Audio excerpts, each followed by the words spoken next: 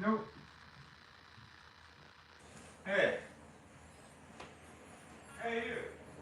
Let's go. Up, up, up, up, up. Downstairs. Oh, good boy. No, downstairs. Go on. Go on. Good boy. Okie dokie. Alright, let's go.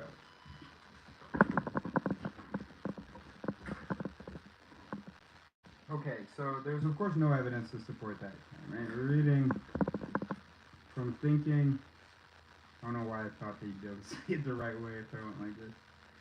We're reading from Thinking. This is Philip Tetlock's How to Win at Forecasting, and we're about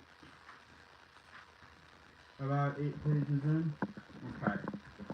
Now we're still about 12 pages to go. All right. So what we've talked about so far. Okay. So he's basically saying it's crazy to him anyway, the state of discussion in the world. For some reason, he finds it amazing that the primate species of which he's a member, that just figured out science just a few generations ago, and most of the species doesn't even accept that. But for some reason, their discussions aren't good. It's weird to him. Anyway, so he's saying that one thing that could really help is if we have level playing field forecasting exercises. So where experts, they have access to the same information, and then we actually check how accurate they were. Okay. Right.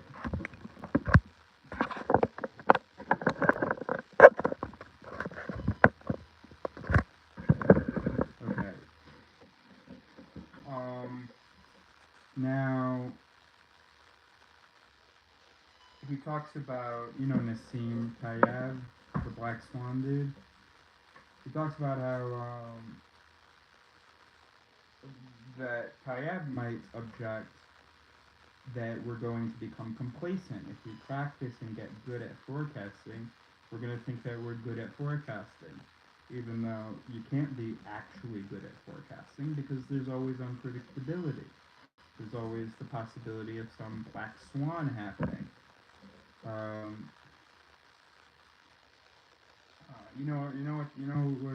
I say that? You know what that is?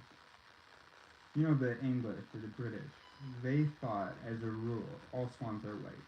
And it was like a part of the culture, this statement. Like, the one thing we know for sure is that a swan is white. And then they went to New Zealand or South Africa or Australia or some fucking way. And they see a black swan. What? What? Okay? So Tayeb might object to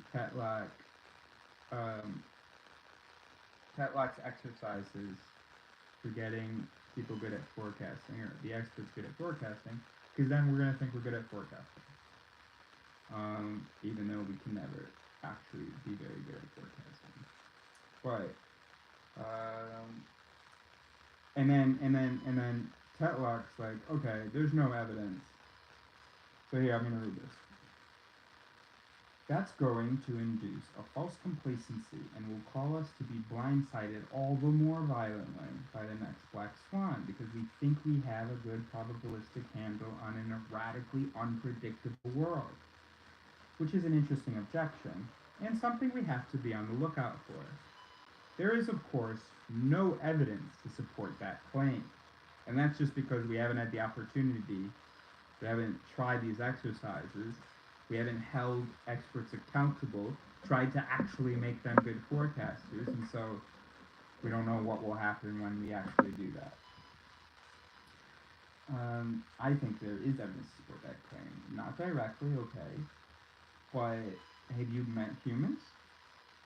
Now, I still think that we should work on our forecasting, but of course we're going to have our false complacency.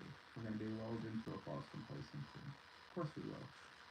Anyway, I would argue that making people more appropriately humble about their ability to predict the short-term future is probably, on balance, going to make them more appropriately humble about their ability to predict the long-term future. But that certainly is a line of argument that's been raised about the tournament. Yeah. Well, yeah. If you make them humble, then yeah, then about short term predicting short term, then yeah, they'll be humble about predicting long term. Yeah. So if we have recognition, we can be less worried about being lulled into a sense of false complacency. And I'm sure Tayeb would agree with that. So I don't really know what the ESEC here is, what the disagreement would be. I mean, it's an objection. It's just saying, yo, if people don't understand how shit we are at forecasting, and then we make the forecasters better at forecasting, then people are gonna be like, oh, we've got forecasting down pat. But no, you can't just make the experts better at forecasting. You also have to inform the people, hey, Black Swan, you can't actually be great at forecasting, or that will always be relative.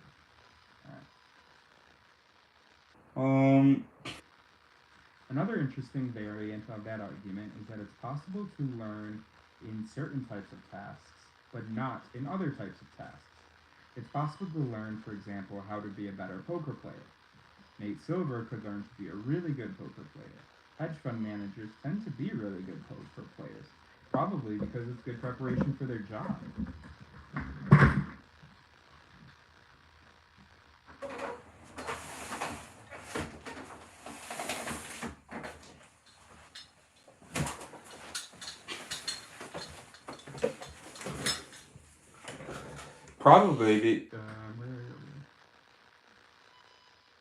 Probably because it's good preparation for their job. Well, what does it mean to be a good poker player? You learn to be a good poker player because you get repeated, clear feedback, and you have a well-defined sampling universe from which the cards are drawn. Repeated, clear feedback.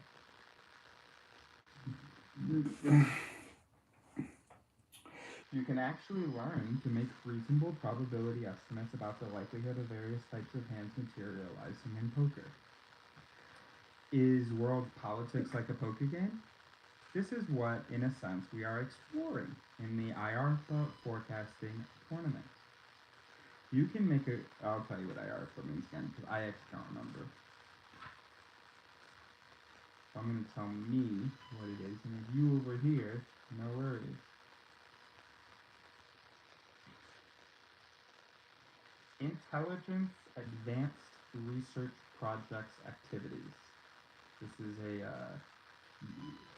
U.S. intelligence community fund or something. You know, like DARPA. Right. So DARPA, I don't actually know what DARPA stands for, but we can safely guess, I think, that it means Defense Advanced Research Projects Activities. And this is IARPA, Intelligence Advanced Research Projects Activities. Okay? So they give money to people so that we can go kill other people. And then you and I are hoping that some of that research can be used to help people. Okay.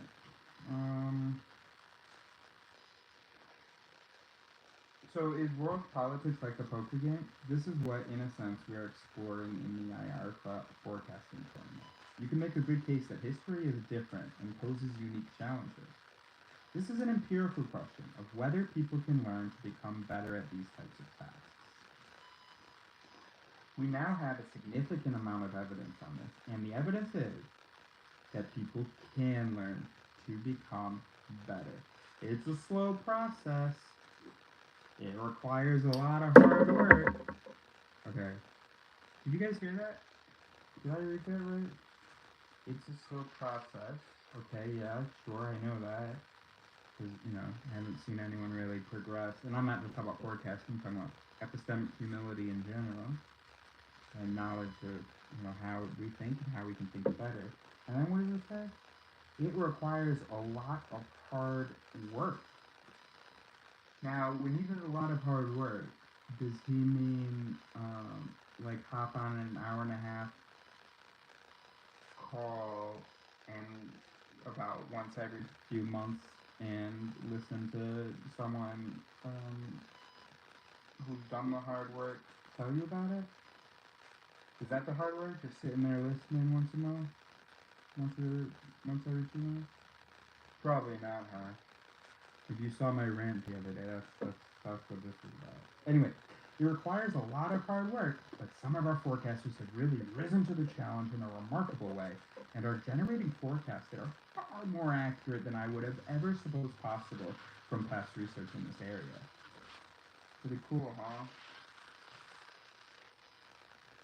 Far more accurate than I would have ever supposed possible. Silver's situation is more like poker than geopolitics. He has access to polls that are being drawn from representative samples. The polls have well-defined statistical properties. There's a well-defined sampling universe, so he is closer to the poker domain when he is predicting electoral outcomes in advanced democracies with well-established polling procedures, well-established sampling methodologies, and relatively uncorrupted polling processes. That's more like poker and less like trying to predict the outcome of a civil war in sub-Saharan Africa, or trying to predict that H5N1 is going to spread in a certain way, or many of the types of events that loom large in geopolitical or technological forecasting. There has long been disagreement among social scientists about how scientific social science can be, and the skeptics have argued that social phenomena are more cloud-like. They don't have Newtonian clock-like regularity. That cloud versus clock distinction has loomed large in those kinds of debates. If world politics were truly clock-like and deterministic, then it should, in principle, be possible for an observer who is armed with the correct theory and correct knowledge of the antecedent conditions to predict with extremely high accuracy what's going to happen next. If world politics is more cloud-like, little wisps of cloud blowing around in the air in quasi-random ways, no matter how theoretically prepared the observer is not going to be able to predict very well. Let's say the cloud-like view posits that the optimal forecasting frontier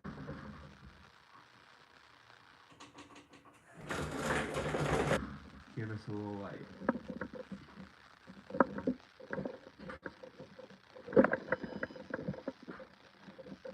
Let's say the clock-like view posits that the optimal forecasting frontier is very close to 1.0, and R squared very close to 1.0. By contrast, the cloud-like view would posit that the optimal forecasting frontier is not going to be appreciably greater than chance, or you're not going to be able to do much better than a dart-throwing chimpanzee. One of the things that we discovered in the earlier work was that forecasters who suspected that politics was more cloud-like were actually more accurate in predicting longer-term futures than forecasters who believed that it was more clock-like, of course.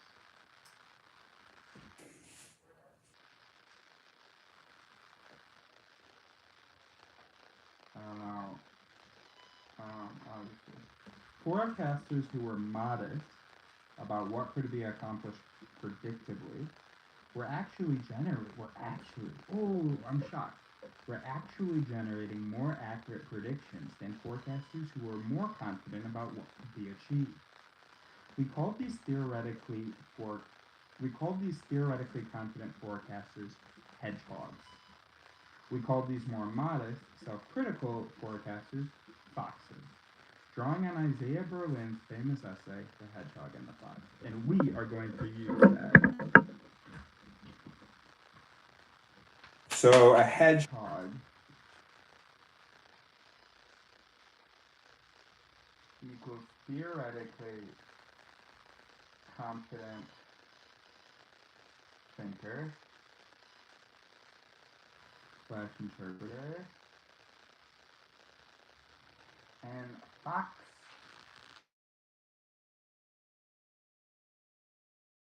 Alright, I'm gonna step out for a second. Fonts, modest, self-critical, even we can say Craig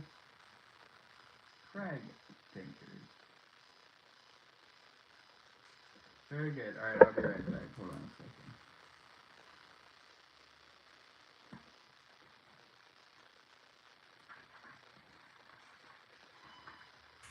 Yeah, I'm right back.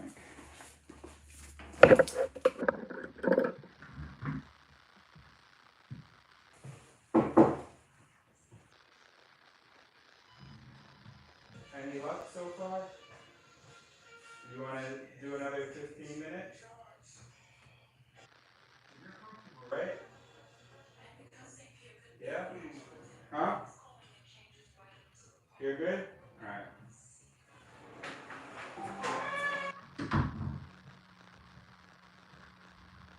Okay. Alright, gang. I don't actually like seeing how many viewers there are. Oh, you know what? That would be wildly irresponsible to adjust the seat. Alright. Okay, let me say something. Can I hide the number of viewers? I don't want to get self-conscious because I can see that billions of people are watching right now, hanging off my every word, desperate for me to show them the way, even though I'm trying to find it with y'all. Let me say something about how dangerous it is to draw strong inferences about accuracy from isolated episodes. Imagine, for example, that Silver had been wrong and that Romney had become president. And let's say his prediction had been a 0.8 probability 2 weeks prior to the election that made Romney president. You can imagine what would have happened to his credibility. It would have cratered. People would have concluded that, yes, his Republican detractors were right, that he was essentially an Obama hack and he wasn't a real scientist. That's, of course, nonsense. When you say there's a 0.8 probability, there's 20% chance that something else could happen. And it should reduce your confidence somewhat in him, but you shouldn't abandon him totally. There's a disciplined Bayesian belief adjustment process that's appropriate in response to miscalibrated forecasts. What we see instead is overreactions. Silver would be a fool if he'd gotten it wrong, or he's a god if he gets it right. He's neither a fool nor a god. He's a thoughtful data analyst who knows how to work carefully through lots of detailed data and aggregate them in sophisticated ways and get a bit of a predictive edge over many, but not all, of his competitors. There are other aggregators out there who are doing as well, or maybe even a little bit better, but their methodologies are quite strikingly similar, and they're relying on a variant of the wisdom of the crowd, which is aggregation. They're pooling a lot of diverse bits of information, and they're trying to give more weight to those bits of information that have it. They're pooling a lot of diverse bits of information, and they're trying to give more weight to those bits of information that have a good historical track record of having been accurate. It's a weighted averaging kind of process, essentially, and that's a good strategy. I don't have a dog in this theoretical fight. There's one school of thought that puts a lot of emphasis on the advantages of blank, on the advantages of going with your gut. There's another school of thought that puts a lot of emphasis on the value of system 2 overrides, self-critical cognition, giving things over a second thought. For me, it is really a straightforward empirical question of what are the conditions under which each style of thinking works better or worse. Yeah. And anybody, yeah, Tetlock, correct. And, everybody else just sounds fucking stupid. Oh, is it nature or nurture? Oh, should we go with system 1 or go with system 2? What are you talking about? So, yeah.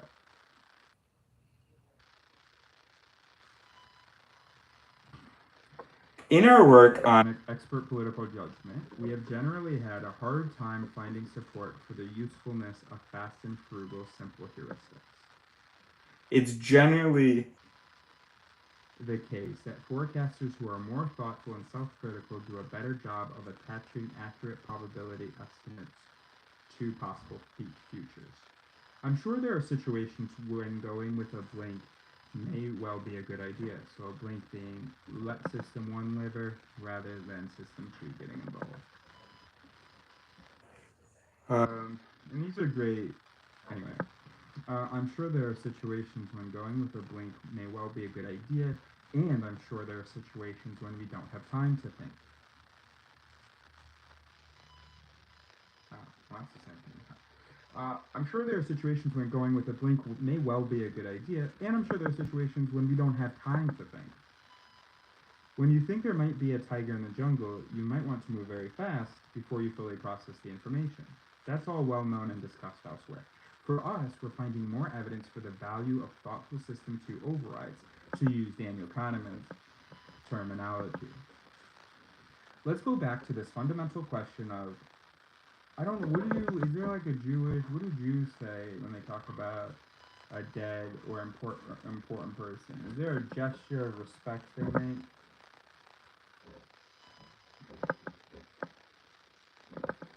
Alright, let's do that again.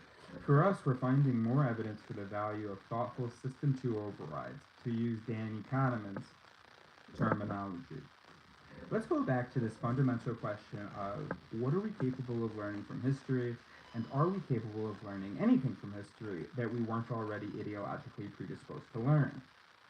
And can you learn something that you're not already predisposed to learn? I guess very slowly you can just take advantage of one predisposition to learn a thing, then that becomes a predisposition to learn another thing. As I mentioned before, history is not a good teacher. And we see what a capricious teacher history is in their reactions to Nate Silver in the 2012 election forecasting. He's either a genius or he's an idiot. And we need to have much more nuanced, well-calibrated reactions to episodes of this sort. The intelligence community is responsible, of course, for providing the U.S. government with timely advice about events around the world, and they frequently get politically clobbered virtually whenever they make mistakes. There are two types of mistakes you can make, essentially. We are going to learn this, and we are never ever going to forget it again. Are you ready? We're going to write it down. And I know we came up with a method to never forget it again, but here's what I'm hoping. I'm hoping that a type 1 error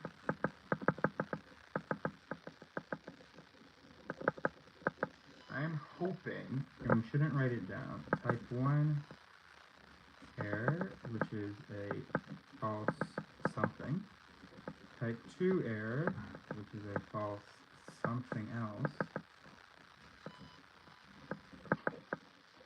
It would be really easy to remember if the type 2 error was a false negative. Just like a double no, false, negative. So for now, right now, you can make a false positive prediction, or you can make a false negative prediction. Actually, I should just stop using type 1 and type 2 and just use false positive and false negative.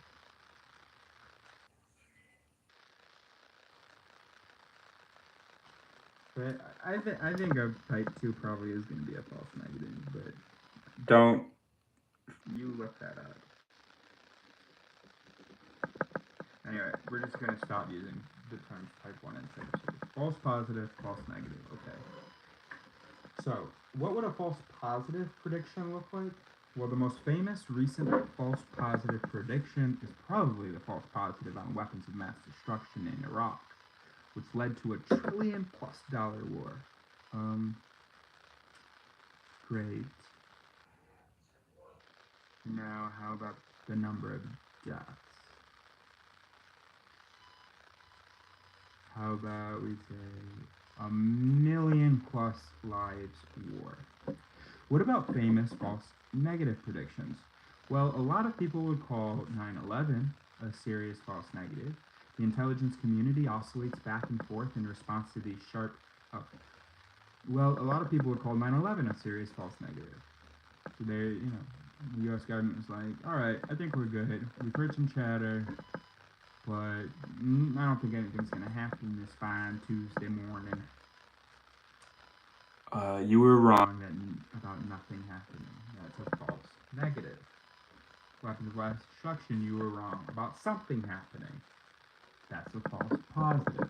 Great, okay. The intelligence community oscillates back and forth in response to these sharp political critiques that are informed by hindsight. And one of the things that we know from elementary behaviorism as well as from work in organizational learning is that rats, people, and organizations do respond well to rewards and punishments. If an organization has been recently clobbered for making a false positive prediction, that organization is going to make major efforts to make sure it doesn't make another false positive. Okay, or that the people don't find out, or something like that. They're going to be so sure that they might make a lot more false negatives in order to avoid that. We're going to make sure we're not going to make a false positive, even if that means we're going to underestimate the Iranian nuclear program. Or we're going to be really sure we don't make... Who just came upstairs? Okay.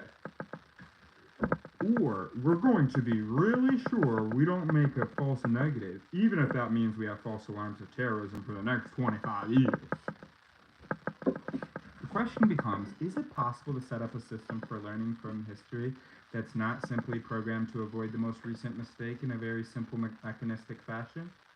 Is it possible to set up a system for learning from history that actually learns in our sophisticated way that manages to bring down both false positives and false negatives to some degree? That's a big question mark. Nobody has really systematically addressed that question until IARPA, the Intelligence Advanced Research Projects Activities, sponsored this particular project, which is very, very ambitious in scale. It's an attempt to address the question of whether you can push political forecasting closer to what philosophers might call an optimal forecasting frontier. An optimal forecasting frontier is a frontier along which you just can't get any better. You can't get false positives down anymore without having more false negatives. You can't get false negatives down anymore without having more false positives. That's just the optimal state of prediction unless you subscribe to an extremely clockwork-like view of the political, economical, and technological universe. If you subscribe to that, you might believe that the optimal forecasting frontier is 1.0 and that godlike omniscience is possible. You never have to tolerate any false positives or false negatives. There are very few people on the planet, I suspect, who believe that to be true of our world. But you don't have to go all the way to the cloud-like extreme and say that we are all just radically unpredictable. Most of us are somewhere in between clock-like and cloud-like, but we don't know for sure where we are in that distribution, and IARPA is helping us to figure out where we are. It's fascinating to me that there is a steady public appetite for books that highlight the feasibility of prediction, like Nate Silver, and there's a deep public appetite for books like Nassim Tayeb's The Black Swan, which highlights the apparent unpredictability of our universe. The truth is somewhere in between. And IARPA-style tournaments are a method of figuring out roughly where we are in that conceptual space at the moment, with the caveat that things can always change suddenly. I recall Daniel Kahneman having said on a number of occasions that when he's talking to people in large organizations, private or public sector, he challenges the seriousness of their commitment to improving judgment and choice. The challenge takes the following form. I was going to do a old man Jew voice, but I don't actually know how to. Would you be willing to devote... Alright, that's enough. Would you be willing to devote 1% of your annual budget? Would you be willing to devote 1% of your annual budget to efforts to improve judgment and choice. And to the best of my knowledge, I don't think he's had any takers yet, and he won't because. so Basically, Danny Connie, he's going to like companies, and he's like, "Would you be willing to devote 1% of your annual budget to efforts to improve judgment and choice?" I'm sorry. I'm so angry. I'm so angry because it's like if companies, because I always talk about how corporations, firms, you know, are the only ones interested in improving our thinking. Well, they're not interested in improving everyone's thinking. They're interested in improving their thinking about our thinking and their own thinking, so they can save money and they can exploit our weaknesses. Oh.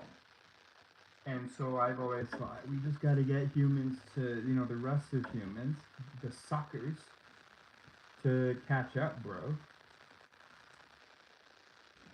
But to hear that Danny Connie, a Nobel Prize winner, is going to these $1 million companies, these $1 billion groups, Wall Street, whatever, and he's like, hey, would you spend 1%?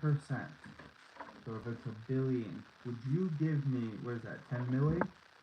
Or give 10 milli to your people fucking thinking better about their financial decisions? And they're like, nah, we're good. And I think that gave me hope when I thought that they weren't saying now we're good. When I thought that they were buying all these books and that Danny was getting constant speaking gigs and stuff. And I know he was getting some, but I guess they just didn't want to give up 1% of their budget, of their annual budget, and that's such a shame. I mean, I'm sure they're given 200 grand and stuff. That's so crazy to me. That's that's so that's fucked, bro. That's fucked. So I recall Daniel Kahneman having said on a number of occasions that when he's talking to people in large organizations, private or public sector, he challenges the seriousness of their commitment to improving judgment. But you know what? That's what we're gonna do. That's what we're gonna do. Because people talk a big fucking game. Oh yeah, so important. I want to learn about my biases. I want to learn how to make better decisions. Yeah. Okay. Are you willing to give 1%? What could we have someone give 1% of?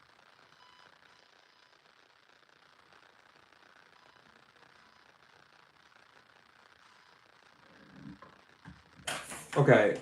How much do you reckon these people make? 'Cause I was thinking 1% of like a year of time. That's no time at all, bro. That's 3 days, 4 days, bro.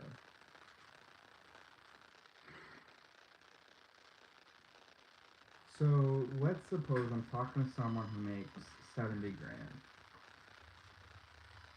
So 1% of that is $700. If I'm the consultant and I want to get paid $50 an hour. That's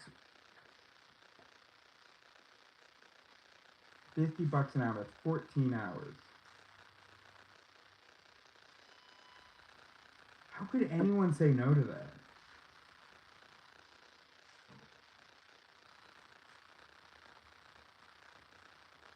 Bro. Bro.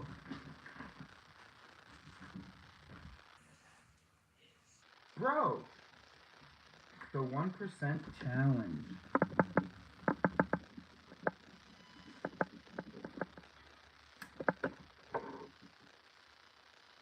Thing is, I feel like money taints things, but I know that's silly. Give it to my parents. My parents have been supporting me. If you're serious, I'm talking to you now.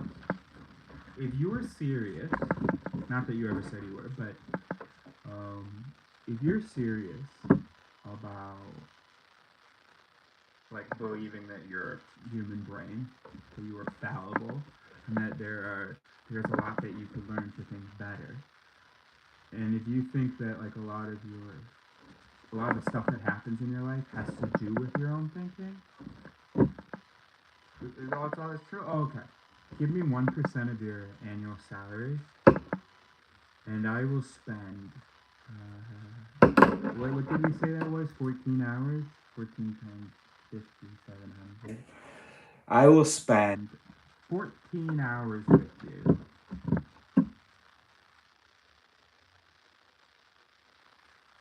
I will spend 14 hours with you. Oh yeah, and my rate is gonna be just let's not do 14 hours, let's do more. I will spend 24 hours. And so my hourly rate's just gonna depend on how much you make. So here's what we know. You take your salary, you're gonna give me 1% of it, and that's gonna get you 24 hours of us learning about thinking together. You don't give it to me. You give it to my parents. Because they've been supporting me while I've been learning the stuff that I'm gonna teach you, or the stuff I had to learn to be able to guide us as we learn together.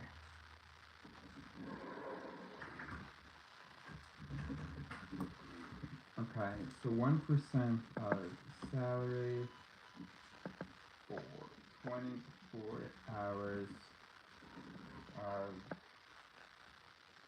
improving judgment. Well, I don't know that I'm actually going to improve your judgment, but I'm going to be able to inform you about your judgment and choice. And then as long as you're not a fucking idiot, you should be able to do something with it. I'll give no, I'm not giving a discount to nobody. I was thinking the first few people. This is fine. This is the 1% challenge. That's great. That's really good. Alright, I'll be right back. I gotta check on someone.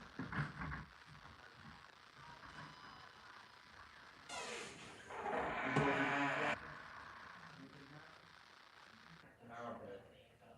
Here, can you stand up? I want to check your understanding.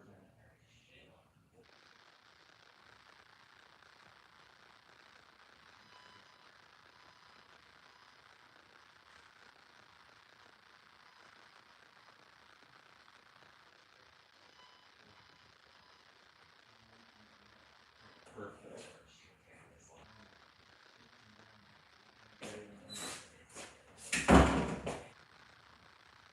Anything? No. Okay. But that was good if he was sitting there with his feet up, that was fine.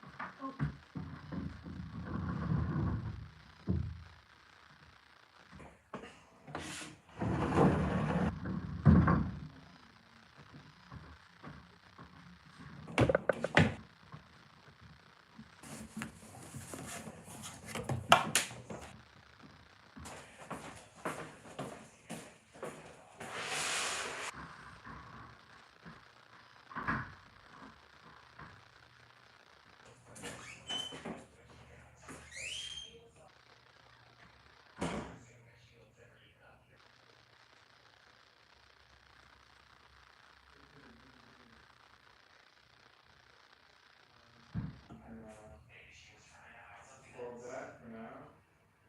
You want to watch some more of this? Yeah? Alright, well actually we're going to leave this here, so what episode are we on? Alright, we'll just finish this episode.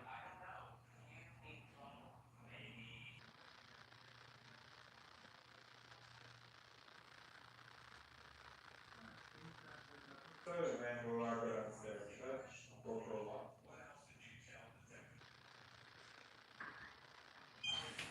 Are you going to stay here and finish the episode, or you want to go downstairs now? You can go downstairs now. Hold on. Alright, I'm going to see you downstairs in a second. I'm just going to finish this up. Okay, great. So there's the 1% challenge. That's it. That's all we have to say.